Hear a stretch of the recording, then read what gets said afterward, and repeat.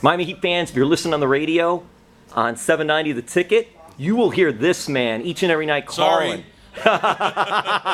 Nothing to be sorry about, let me tell you that. It's Mike Inglis, the voice, the radio voice of the Miami Heat. Mike, we've got this Miami Heat Fox Sports Sun Kids Day, where kids are be broadcasters, and one of the kids, I guess, will be working with you. What is that like, having these kids here to see what you do and be involved in it? Well, it's really great to come over to the dark side.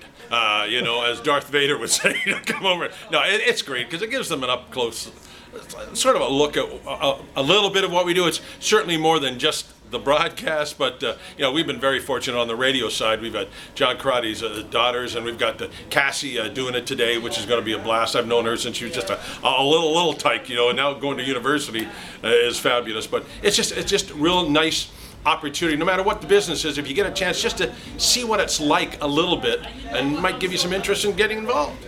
Mike, you've done some symposiums talking to the kids that I've been involved with and all, and appreciate you always give your time.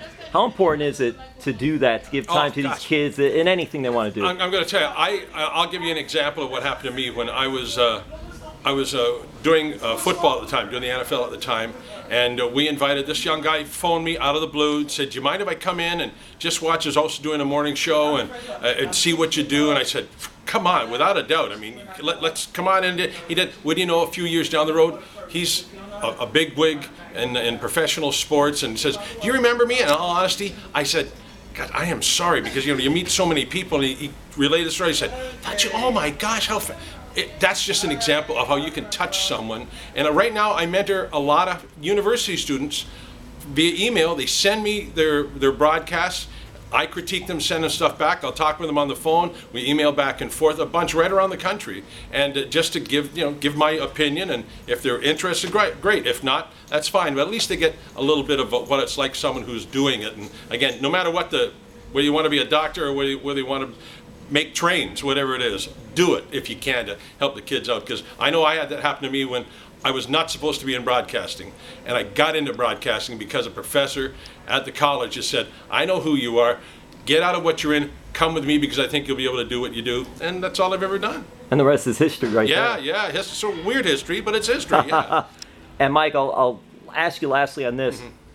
A little bit, talk about the difference, because you're going to be working with someone that's doing radio, and then you have Tony and Eric and Jason doing TV, which is a different broadcast altogether. The one thing is when I've done your symposiums and I talk to kids, whether at high school or at college, and I always tell them the difference is this. The greatest compliment, and it's happened a few times fortunately in my life, came from a guy from the CNIB, which is Canadian National Institute of the Blind, when I was with the Toronto Raptors at the time. And he said to me, he says, you make me see the game.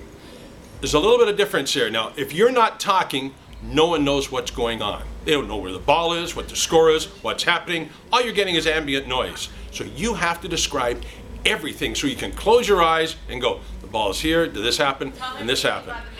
TV's a little bit different because you're seeing it on the tube right in front of you. And what you do as a play-by-play guy and a color guy, you enhance that more, as opposed to doing just a play-by-play. Sure, you do play-by-play, but you enhance it more because people are already seeing what's going on. So it's a little different, but both great mediums to get involved with. Mike, thank you for your work, your time, and also, I'm sure you probably have one of those 3 championship rings on?